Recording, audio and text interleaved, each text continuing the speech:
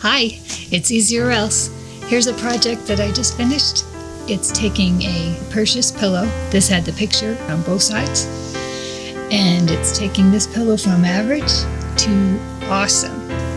And the best part of this is not only did you have some fun making it, adding some texture, but you end up with two.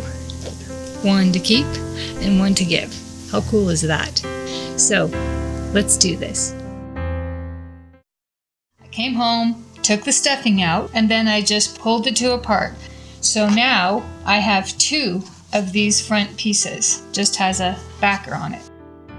So my thought was, wouldn't it be cool to add some elements to the front of this to give it some dimension, and then add a border to give it a little more color. During the winter, their hair grows out and they kind of have almost like a mane going across that front. So that's what I wanted to create with these two pieces. So you can see already how different that makes it, adding that color. I'll take some leftover pieces of strips and I'm going to run them all along the four borders. And remember, when you're cutting fur, real or faux fur, you're always going to cut from the back, and you're just going to catch that back piece. Use small snips with your scissors. I'll do one here so you can see. Little tiny snips so that you don't cut through the actual fur. You can see as I pull it apart. And again, this doesn't fray. So there's the fur part. Then for this pattern, I decided to take some yarn that I had, and all I did is make a long chain. And what I'm going to do with this is I'm going to fill this spot with the chain. And then once you basically get that how you like it, you can sew it down by hand, or you can also sew this by machine. Once this is all sewed together, we'll just add the backer and turn it inside out, ready for stuffing. So let's move to the machine and I'll sew these pieces on. I'm using a medium stitch in zigzag, which means medium side to side and medium in length, so that it's not too tight. Let me go a little ways here. You can see I'm just using my finger to hold back the fur as I go, and I'm just going right over top of the skin. Pull it back. But because the fur is loose, the fur will come down over that. So you can see, let me pull it back. You can see the zigzag, and that won't come loose, it's down good. But when I add the crochet pieces, it'll also help to cover up some of that. But the fur itself, as it moves, will tend to cover over. So now the fur is attached. I'm going to just stitch on all of the crocheted chains, and I'm just going to make series of loops. Again, you can do this by hand or by machine. So once you're done pinning it, that's about where I want it. I'm just going to find a place to start. I'm going to go ahead and use a straight stitch, and I'm just going to use a wide baste. It's going to come over the tops of some of these circles so it'll hold. I'll show you what it'll do. I'm just using my fingers to make sure that the yarn doesn't catch. And I'm just going to kind of go randomly back and forth where I think I've caught everything here. This way.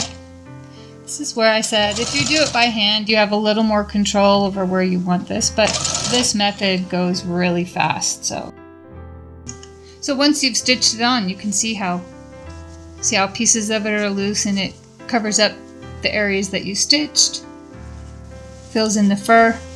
And once we finish that with the edge, it'll just look so cool. So now I've changed the thread on my machine to white, since I'm stitching on white fur, and I'm just going to start basting. I'm starting on the top, which is over the top of the picture. I only have about an inch and a quarter of fur, and it's going right over the top. So of course some of this will be in the seam, and just a small bit of it will be showing. And again, anytime you have fur like this, you're just going to take your finger and push it out of the way.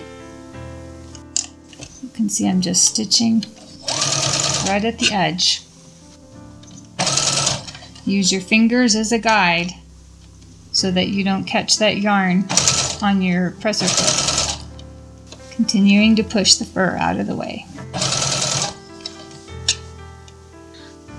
So once you've basted all the fur on, all you need to do is add the backer. Cut a piece of fabric the same size as the pillow. Just pin it on, and just be careful, especially in your corners when you pin it, to push all your fur to the inside. Go ahead and pin around all the pillow, and we're just going to sew around all 4 edges, leaving an opening at the bottom about 5 inches for us to stuff the pillow. And I'm using a medium to larger stitch because I'm going through several layers of fabric here, so it's already going to hold it back a little bit. I'm just going to make sure I push the fur to the inside and stitch around. Okay, I'm coming up to my last corner. And remember, we're leaving that space there to turn it inside out and to restuff.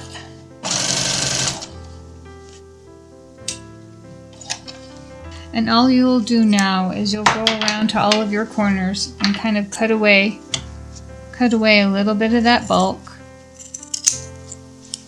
Do that on all 4 corners, and then you'll go ahead and turn it inside out. The easiest way is to go to one of the far corners and pull that through first, and just start working each corner through. Once you've flipped it inside out, keep your hand inside and just use your finger to poke out the corners. Go to each corner, pull out any fur that's caught in there, and now it's time to just use the stuffing and restuff it. One tip I'll give you if you want your best value, if you just go buy one of the basic pillows, those are only about $2.37, so you can get a whole pillow worth of stuffing for only a couple of dollars. So you're just going to go ahead and stuff your pillow, making sure that you push the stuffing down into those corners the farthest away. Once it's almost full, give it that last bit of stuffing, and then you will pin that closed and do a whip stitch.